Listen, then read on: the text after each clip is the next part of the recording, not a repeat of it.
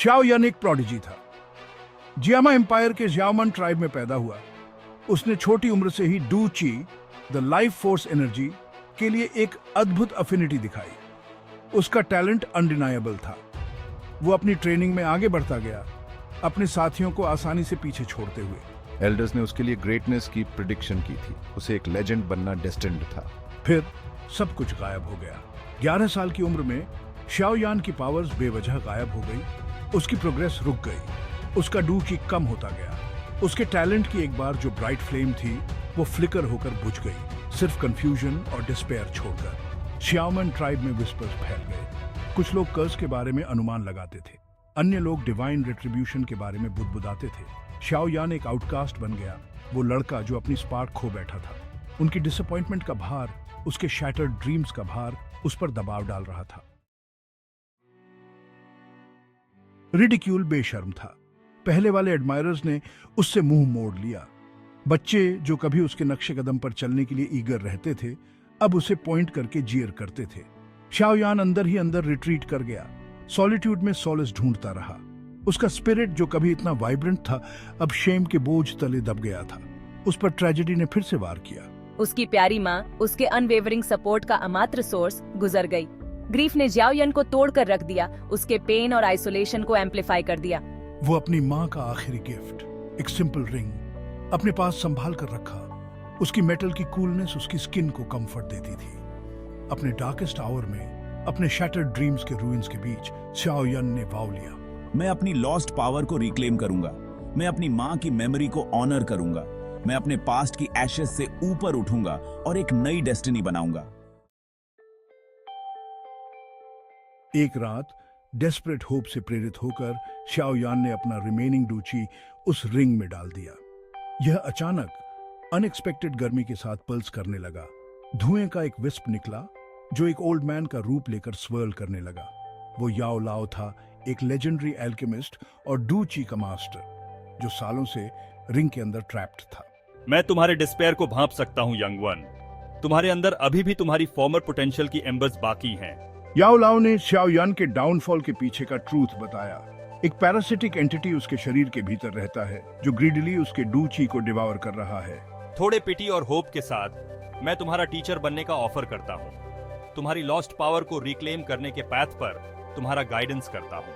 Shao यान ने स्वीकार कर लिया। उसका हार्ट ट्रेपिडेशन और एक्साइटमेंट के मिक्स के साथ तेज धड़क रहा था। वो जानता था कि आगे का रोड कठिन होगा, चैलेंजेस और डेंजर्स से भरा होगा, लेकिन याओ लाओ के साथ उसने रिडेम्पशन की पॉसिबिलिटी पर बिलीव करने की हिम्मत की।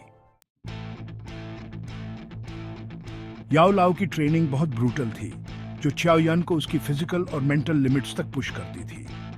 उसने ग्रूलिंग फिजिकल एक्सरसाइजेस सहे, डूची पर अपने कंट्रोल को होनेट किया और एल्केमी की कॉम्प्लेक्स दुनिया में डेल्व किया। मैं डिमांडिंग जरूर हूँ, लेकिन मेरे स्टर्न एक्सटीरियर के नीचे विजडम और कंपैशन का डीप वेल है। धीरे धीरे लेकिन श्योरली जाओ यान ज्यादा स्ट्रॉन्गर होता गया। उसने अपने भीतर की पावर को हार्नेस करना सीखा, उस पैरासिटिक एंटिटी को पर्ज किया जिसने उसे सालों तक प्लेग किया था। उसका डू ची वापस सर्ज हुआ, पहले से कहीं ज्यादा पोटेंट। उसने पावरफुल मार्शल आर्ट्स टेक्निक्स में मास्टरी हासिल की और एल्केमी के सीक्रेट्स को अनलॉक किया। पोटेंट एलिक्सिर्स बनाना सीखा जिसने उसकी एबिलिटीज को एनहांस किया। रिडेम्पशन का रोड स्वेट, पेन और अनवेवरिंग डिटर्मिनेशन से पेव्ड है। इन सब के थ्रू मैं कभी नहीं फॉल्टर्ड हुआ। वो अपनी माँ की मेमोरी को क्लंग किया रहा, उनके उस पर अनवेवरिंग बिलीफ से स्ट्रेंथ प्राप्त करता रहा। वो अपने पास्ट से डिफाइन नहीं होगा, वो ग्रेटनेस के लिए अपना खुद का पाथ बनाएगा। 3 साल बीत चुके थे। शाओ यान, अब 16 साल का यंग मैन, शाओमान ट्राइब वापस लौट आया। वो टिमिड, शेम्ड लड़का अब गॉन है। उसकी जगह एक कॉन्फिडेंट, पावरफुल वॉरियर था। उसकी आंखें क्वाइट डिटर्मिनेशन से जल रही थी। विस्पर्स फिर से शुरू हो गए, लेकिन इस बार वो ऑ और डिसबिलीफ से लेस्ड थे। शाओ यान ने ट्राइब के स्ट्रॉन्गेस्ट वॉरियर्स को चैलेंज किया, उन लोगों को जिन्होंने उसे मॉक किया था और डिसमिस कर दिया था। एक एक करके उसने उन्हें हार दी। डू ची और मार्शल आर्ट्स की अपनी न्यू फाउंड मास्टरी को शोकेस किया। उसकी विक्टरीज एंगर से फ्यूल्ड नहीं थीं, बल्कि एक क्वाइट रिजॉल्व से थीं, ताकि वो अपने लिनिएज के वर्दी साबित हो सके। अपनी मां की मेमोरी को ऑनर कर सके। उसकी फाइनल विक्ट्री उसके खुद के कजिन शाओनिंग के खिलाफ आई, जो शाओयान की एब्सेंस में ट्राइब का चैंपियन बन गया था। लड़ाई फियर्स थी, उनके शेयर्ड ब्लड लाइन और सालों की राइवलरी का टेस्टमेंट। लेकिन शाओयान जीत गया, अपनी जेनरेशन के मोस्ट प्रॉमिसिंग वॉरियर के रूप में अपनी राइटफुल पोजीशन को रिक्लेम कर लिया। शाओयान की ट्रायम्फेंट रिटर्न ने पीस का एरा अशर नहीं किया। उसकी न्यू फाउंड स्ट्रेंथ ने ध्यान आकर्षित किया, जो अनवांटेड और डेंजरस था। ट्राइब के अंदर जेलस राइवल्स ने मेरे खिलाफ प्लॉट किया। शाओमन टेरिटरी के बाहर पावरफुल फैक्शंस ने मुझे अपने डोमिनेंस के लिए थ्रेट के रूप में देखा। उसने हर चैलेंज का हेड ऑन सामना किया। उसके स्किल्स काउंटलेस बैटल्स के माध्यम से होन हुए थे। उसने ट्रेचरस पॉलिटिकल लैंडस्केप्स को नेविगेट किया, अलायंसेस बनाए और एनिमीज को आउट मैन्यूवर किया। एक ब्रिलियंट स्ट्रैटेजिस्ट और फॉर्मिडेबल वॉरियर के रूप में उसकी रेपुटेशन वाइल्डफायर की तरह फैल गई, जिससे उसे एडमिरेशन और फियर दोनों मिले। हालांकि हर विक्ट्री की एक प्राइस थी। शाओयान ने खुद ही ह्यूमन ग्रीड की डेप्थ्स और पावर की डिस्ट्रक्टिव नेचर को देखा। उसने लीडरशिप के बर्डन का, उसे सौंपी गई जिंदगियों की रिस्पॉन्सिबिलिटी का वेट सहा। जिस पाथ पर वो चल रहा था वो डेंजर से भरा था, जिसने उसे न सिर्फ एक्सटर्नल थ्रेट्स का बल्कि उस डार्कनेस का भी सामना करने के लिए मजबूर किया जो उसके खुद के हार्ट में दुबकी हुई थी।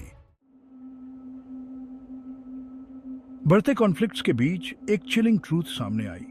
शाओयान की ट्रबल्स के पीछे मास्टरमाइंड हन फेंग था, जो याओ लाओ का फॉर्मर डिसाइपल था। एनवी और पावर की लस्ट से ड्रिवन होकर मैंने अपने मास्टर को बिट्रे किया और उसकी प्राइज्ड पोजीशन चुरा ली। इस रेवलेशन ने याओयान को हिलाकर रख दिया। वो याओ लाओ को एक फादर फिगर और मेंटोर के रूप में देखता था। बिट्रेयल ने उसकी वेंजेंस की इच्छा को फ्यूल किया। फिर भी अपने फ्यूरी में भी मैं याओ लाओ के प्रिंसिपल्स के प्रति ट्रू रहा।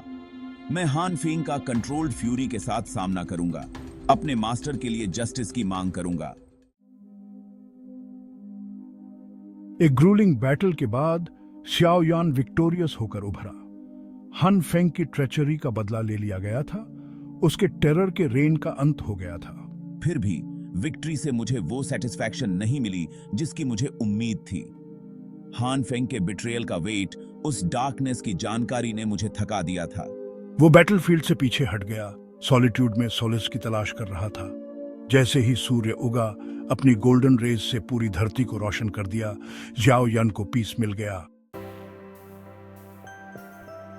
शाओयान अपने रिफ्लेक्शन के पीरियड से एक बदला हुआ इंसान बनकर उभरा।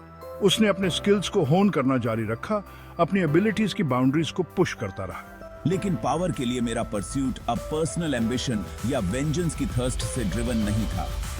मैं प्रोटेक्ट करने के लिए, एक ऐसी दुनिया बनाने के लिए स्ट्रेंथ चाहता था जहां ऐसी सफरिंग और बिट्रेयल से बचा जा सके। था उसने जियामा एम्पायर को ट्रैवर्स किया, रॉन्ग्स को राइट किया, वीक लोगों की रक्षा की और जस्टिस को अपहोल्ड किया। उसने अपनी नॉलेज फ्रीली शेयर की, वॉरियर्स और एल्केमिस्ट्स की एक नई जनरेशन को ट्रेन किया, उनमें कंपैशन, बैलेंस और ग्रेटर गुड के लिए अपनी पावर्स का इस्तेमाल करने की इंपॉर्टेंस को इंस्टिल किया। मेरी जर्नी अभी खत्म नहीं हुई थी। दुनिया अभी भी कॉन्फ्लिक्ट और डार्कनेस की जगह थी, लेकिन मैंने हर नई चैलेंज का सामना अनवेवरिंग रिजॉल्व और कंपैशन से भरे हार्ट के साथ किया। उसने वॉरियर्स पाथ को एक्सेप्ट किया, डिस्ट्रक्शन लाने वाले के रूप में नहीं, बल्कि बैलेंस और हार्मनी के लिए एक फोर्स के रूप में। शाओयान की लेजेंड बढ़ती रही। उसका नाम जियामा एम्पायर और उसके पार भी रेवरेंस के साथ विस्पर्ड किया जाता था। वो होप का सिंबल बन गया, उस इंडोमिटेबल स्पिरिट का टेस्टामेंट जो उन सभी के भीतर रहता था। उसकी स्टोरी जो जनरेशन से आगे बढ़ती रही, इंस्पिरेशन के बीकन का काम करती थी, लोगों को यह याद दिलाती थी कि डार्केस्ट ऑफ टाइम्स में भी अनइमेजिनेबल लॉस और बिट्रेयल का सामना करने पर भी एडवर्सिटी से ऊपर उठना, अपनी पावर को रिक्लेम करना और एक ब्राइटर फ्यूचर बनाना पॉसिबल है। शाओयान की टेल सिर्फ एक स्टोरी से ज्यादा बन गई, ये एक फिलॉसफी बन गई, जीने का एक तरीका बन गई। इसने सिखाया कि ट्रू स्ट्रेंथ ब्रूट फोर्स से नहीं, बल्कि अपने डीमंस का सामना करने के करेज से, फॉरगिव करने से और वेंजेंस की बजाय कंपैशन को चूज करने से आती है। यह एक ऐसी लेगेसी थी जो बरकरार रहेगी, जनरेशन से आगे बढ़ती रहेगी, उस पोटेंशियल फॉर ग्रेटनेस की एक टाइमलेस रिमाइंडर जो हर दिल में रहती है।